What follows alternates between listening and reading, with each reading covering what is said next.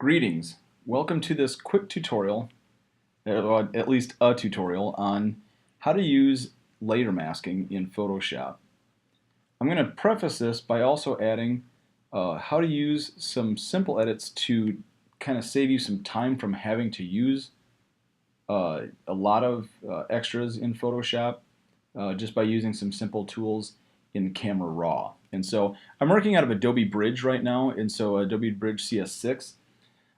You can use this on various versions of CS, the CS suite, so like anywhere from like CS3, 4, 5, and 6, and also the Creative Cloud. Going into this, here I've got a wedding session that I had shot a few weeks back, and here I've got several kind of test shots as I was metering my camera, and I did not have a light meter on me, so. But as I dialed things in, things are pretty yellowish, very harsh lighting. And here I got into some that I really started to like, and then I started darkening them a little bit more in Camera Raw.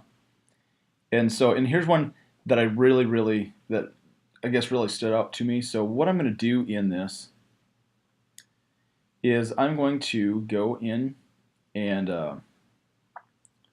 kind of show you some before, after, and then post Photoshop stuff to start with, and then I'll show you kind of the steps in which I took to get there. So here we've got a bland, straight out of the camera shot, okay? And I really like the posing and the composition. The cropping was great. I didn't have to do any extra cropping for print. And so that being said, you do have to crop like 1 or 2 inches or off the side if you're doing a canvas for a particular size, but for all practical purposes, this is how I kind of wanted this. I didn't have to trim anything hardly off of this. The next one is the Camera Raw edits that I had applied. Already, after performing white balance and some local adjustments, and then also increasing contrast, adjusting HSL, hue, saturation, and brightness. And then my last step, going into Photoshop, applying this, kind of gives an artificial beam of light type of effect where it's a darker scenario and just like one ray of sunshine's hitting down on the bride. So giving her complete focus in the composition. So let's go with this. Let's go into Camera Raw, which I prefer way over Lightroom. And so looking at this, very first thing, I've got it daylight balanced, just standard settings. My exposure, I turn this down quite a bit, and you can see on my histogram, I purposely hugged the darker end of this. And then for contrast, I bumped it up. I should bump it up a little bit more. So there you go. Highlights. Didn't have to do a whole lot for highlights because I did local adjustments. Shadows, I really lightened up the shadows because I wanted more of an HDR effect in the background. And when I say HDR, I mean that loosely, more an active dynamic range. I did bump up the whites to bring them up, and then the blacks. Didn't do anything on clarity, vibrance, or saturation because I thought there was enough in post of what I did. And I did also more of that in my HSL settings. And so I did not apply any tone curves. I do apply quite a bit of sharpening to my images, and I do a very small amount of noise reduction because I do also use Imagenomics Noiseware, which is absolutely wonderful. Going into my HSL, let's take a look at the hues. Right away, it took a lot of the yellows, and you can see that that's what they started out with. And I really cranked the yellows over to the green side because I wanted to make it look more lush like summertime. And so it's easier to change seasons that way. If I wanted it more fall, I would have gone this way, but that didn't look good, particularly because of her skin. Let's go in. And I just actually got a print of this yesterday. A canvas print, and it turned out phenomenally. So Greens, I didn't bump up that much. Saturation, I wanted the yellows to be saturated. Remember, being that I turned the yellows into greens, my greens are going to be more saturated.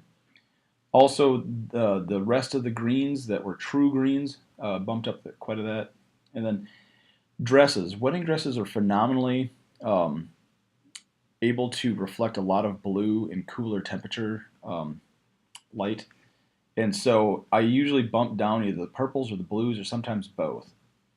Magentas, on my Nikon, it really makes the magentas scream, and so I turned that down a little bit.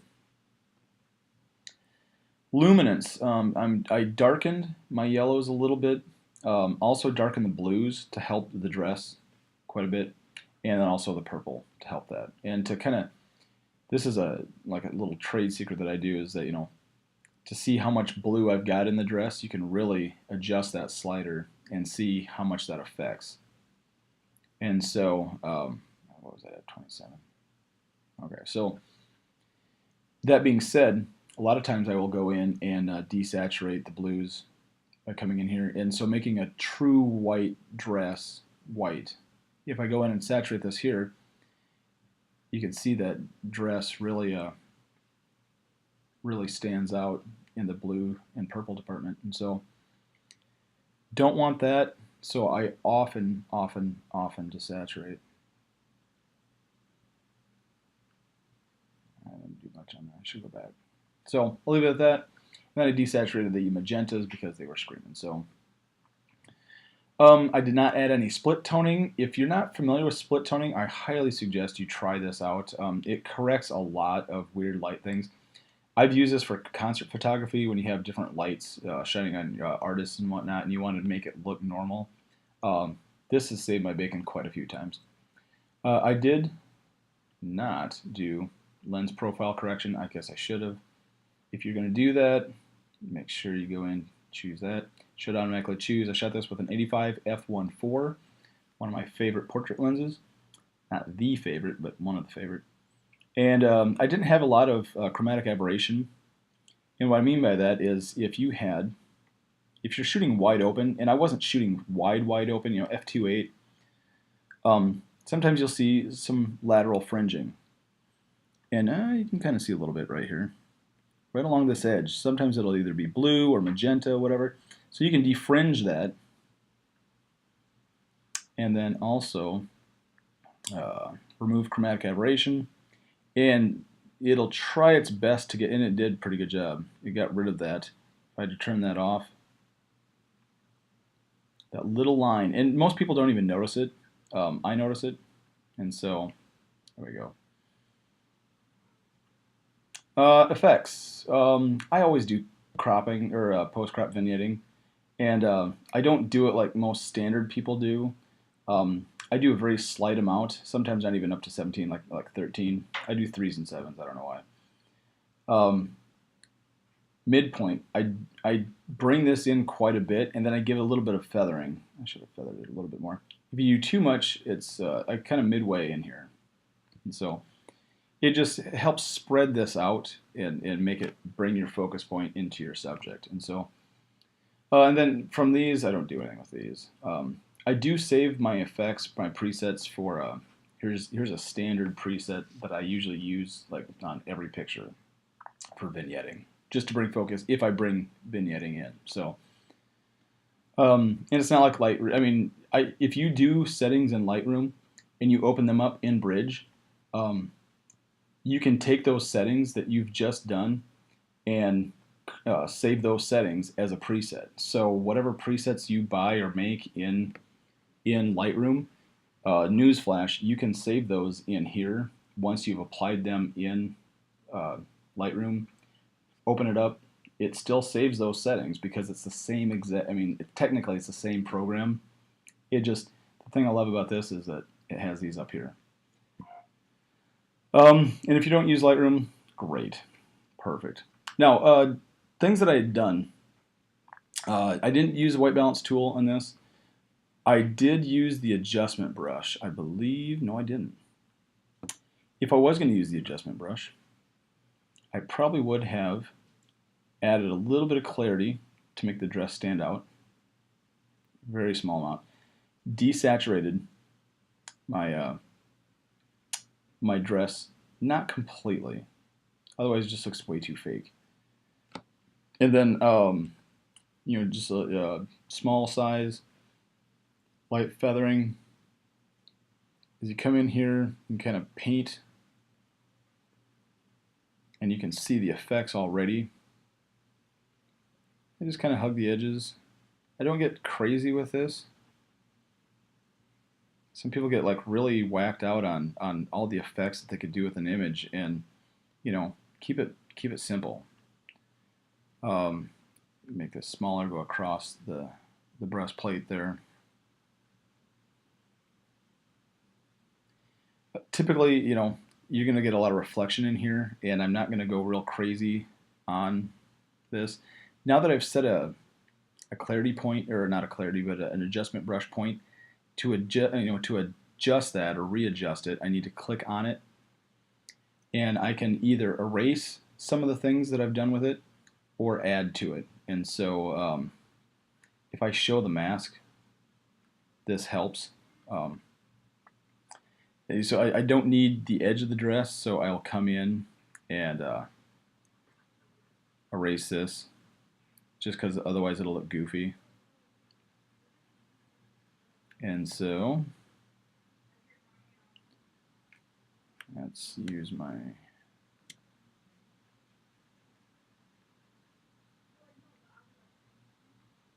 all right, and so very good.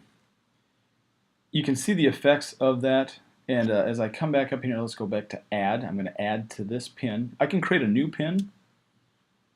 Let's see, I can come in here. Looks like I need to downgrade the size of this thing.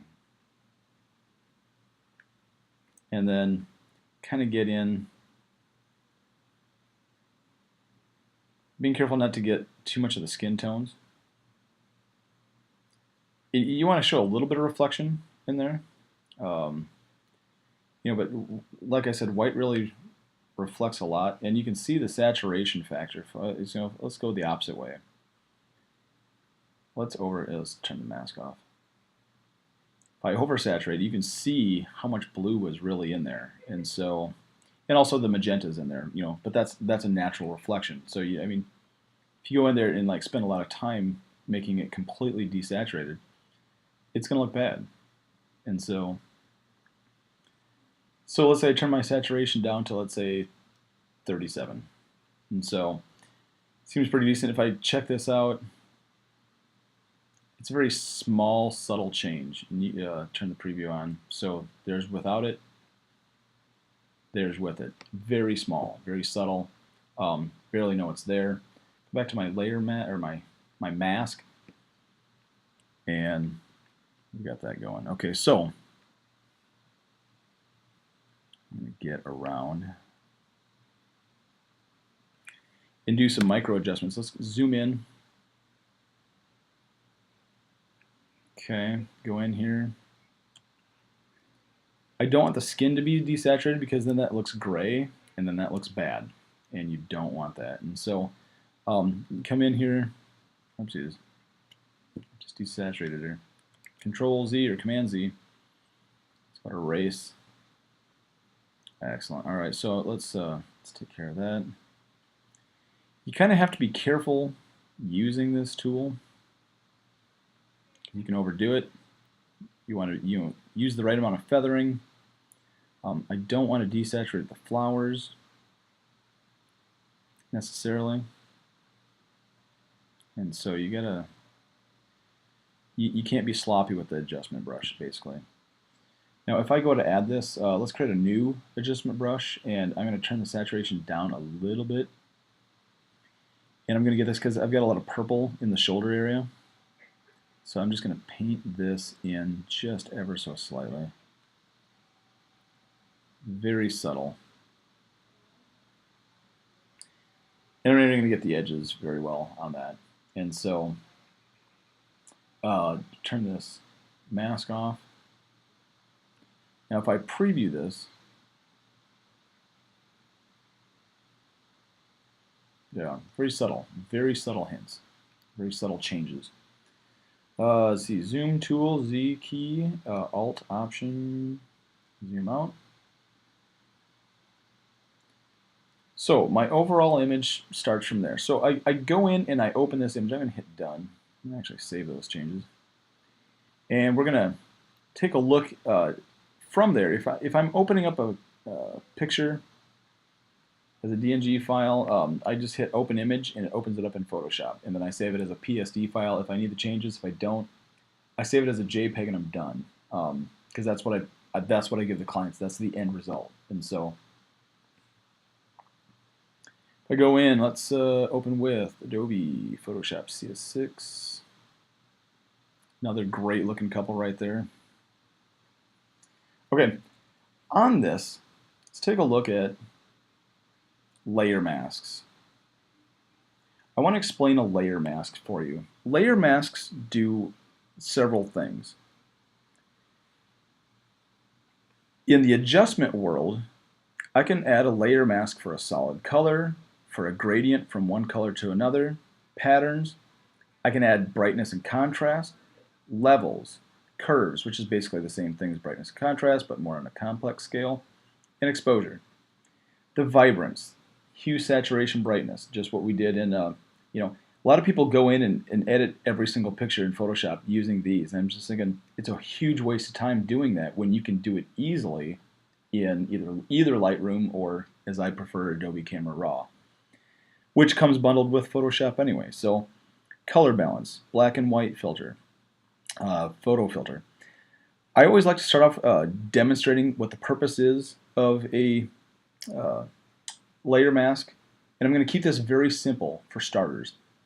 I like using this first as a layer mask because it best explains the effect. I'm going to add a black and white effect. I've just added that to here. You can add this above or below. Doesn't matter where this is at. Sometimes it does matter where it's at. Okay, let's expand this out. This black and white layer allows me to adjust certain things. So if I want my greens to be darker or lighter, I adjust the slider. And that's how you learn, is you need to adjust some sliders. Get some stick time in the software. Okay? Now, some people get way too extreme on some of this stuff and just go nuts. And that's not what it's intended for. Unless that's your style. I mean, if people dig your style, then I guess keep doing what you're doing. But for me, in particularly, let's do 7. Cyan, magentas, the blues, if I want to brighten up the dress a little bit, obviously you can see that. I don't know why they don't put a purple in there. Make it the same as Adobe Camera Raw. I don't get that, but I guess to each his own. What I did, let's do some spot color, because that's always popular. Okay, so let's say I want to make the roses pink, all right? What a layer mask does is it applies an effect, and it basically adds a sheet of glass over your image. So totally disregard this layer. I've got this, which has got color in it. I added basically a sheet over my main image, and the effect of that sheet is a black and white filter.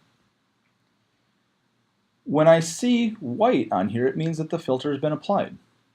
If I get my brush and I paint black, so I've got white, I've got black, boom, in my foreground color. If I paint black, all I am doing is I'm scraping away the white, thus essentially enabling me to see what's underneath that layer, the effect of that layer. The effect was this black and white layer. Okay, so a lot of times you see this effect that, oh, make it spot color. I'm not a big fan of spot color. I've done it in the past. It certainly has its place. I guess I no longer prefer to use it. There you go. So, as you can see on here, I'm going to zoom in. You can see that I painted black. basically it's like frost on a windshield. I scrape some of that frost away and you can see what's underneath. You can see what's inside. So I scraped away the ice essentially, and as I look down here, that's where I scraped the ice at, and I can see the color underneath. And so the rest of the effect is black and white. That's it. That's a layer mask in its truest form. Now, there are other ways that you can do layer masks with images, and we'll get into a lesson like that later. But this is essentially adjusting parts of your image, either brightness, color, or you know, what have you, or adding a solid color to something. So in here, let's get out of the deal here. I'm going to go back to the Z key and Option and click and zoom out. So, or click and drag. Okay. So, what I did here is I added a layer mask. And this layer mask, I think, what did I do on this? I think what I did is I copied this layer and I made it black. Let's take an exposure. Oops. Undo. I want to create an exposure, and I want to decrease the exposure. And let's hide these. I don't want to see these for now, but I'm going to decrease my exposure.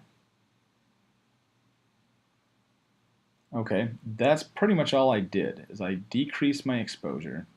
This I actually duplicated the layer, which for me is a huge no-no sometimes. But I basically took a brush, and with a very low opacity of the brush, so I barely scraped some of it away, I go in, and you can brush this in. Sorry about that. My phone went off. So basically I'm going to paint this in.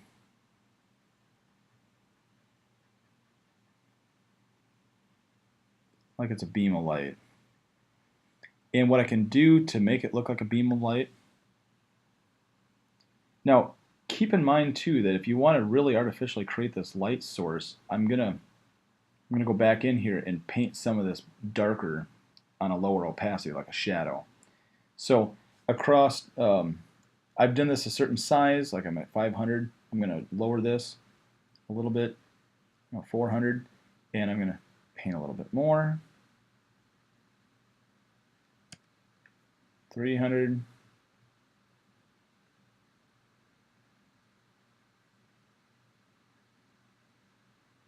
I'm using a very soft edge. 250,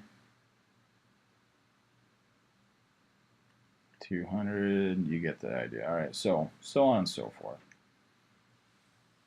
I can soften that and change that however I wish. Let's go back in here. I'm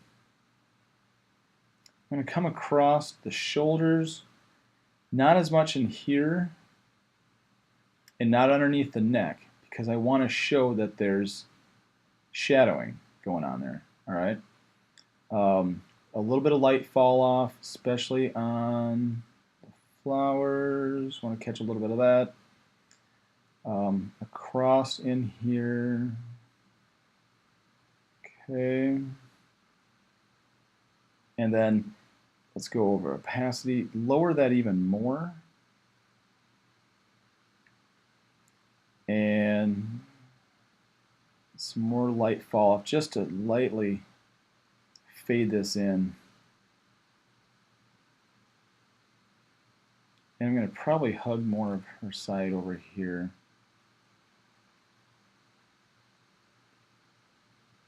And I'm going to, since it's softer, I can make this bigger and just lighten this a little bit more overall. Increase the opacity a little bit more.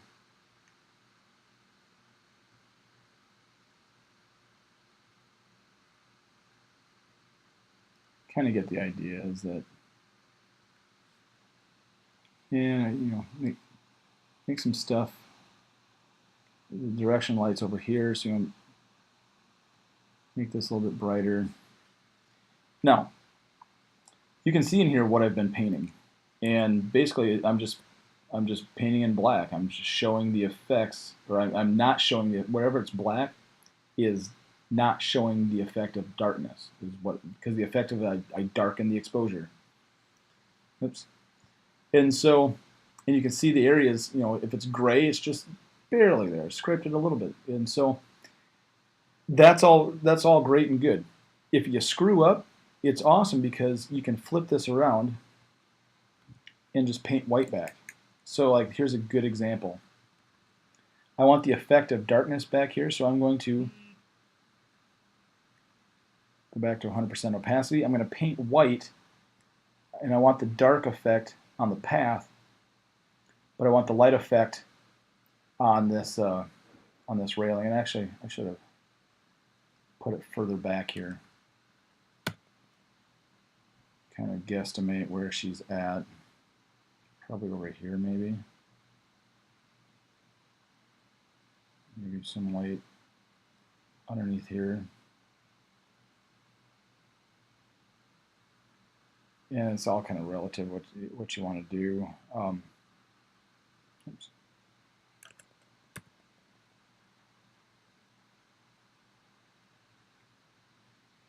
And so, yeah, I mean, you can spend a lot more time in this trying to do what you want to do with it. And as I go full screen, you kind of see the effect of what's going on here. Now, this is a lot sloppier job. I spent quite a bit of time on the other effect of it, to where, you know, I came in and I got this. And so I didn't make the effect as dark and everything else. And, you know, that was the end result of what I wanted to get. And so, and you really, the best way to do that is just studying light and what light's effect is on your subject. And so, not that I'm a true artist by any means, but you know, as you study how things are in nature, and kind of see, does that look real, does that not look real? You know, someone who's like a true pro who gets, you know, paid, you know, on a full-time basis to do stuff like this, they might say, you know, yeah, I would change this a little bit, and I would, you know, take this out a little over here, and, you know, do whatever. To each his own. This is how I did it. There's no wrong way to do something like this. You know, duplicating this layer, making it darker, and, you know, turning it into a layer mask, that's great. The essential key is that layer masking can add a lot of possibilities to what you want to do. We'll add one more. Hue, saturation, brightness. This is always a fun one. If I want to take my magentas in here, if I go in and I look at the magenta channel, and I go in and I want to add that color, and I want to add lights and darks of that color. Okay, it actually says I'm in reds too, whatever. I can desaturate that. Okay. Or I can change them to a bright red. You know, pink just wasn't working, so I changed it to a bright red just because that's where I thought it should be at. You know, if I was doing this for a publication, if I wanted to change these to blue, you know, there you go. Now, obviously, you'd have some other changes because her skin's picking up magenta tones. All I would do in this is I would highlight, do a control or command all, control all on the PC side. I'm going to delete, make sure that I've got black in my background. I'm going to delete that layer. Command D to deselect. I'm going to do command, or just hit the B key to get my brush. Got my brush. I'm going to paint white where I want the effect to be applied. And let's zoom in on this because this is fun. And so B for brush, probably a smaller brush. There we go. Oh, and look at this. Turn up my opacity. Excellent. Look at that. Blue roses.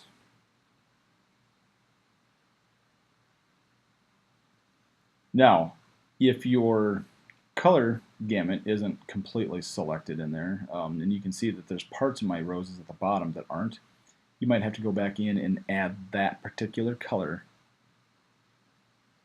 by just hitting the add key here. Boom, and I've got that. I got this. I got this. And so, I mean, obviously there's real, and then there's, yeah, that looks pretty real, and then there's like, oh my goodness, yeah, you can't tell that's photoshopped at all. Like that. And so, yeah, be real, be realistic, have realistic expectations with what you're trying to do.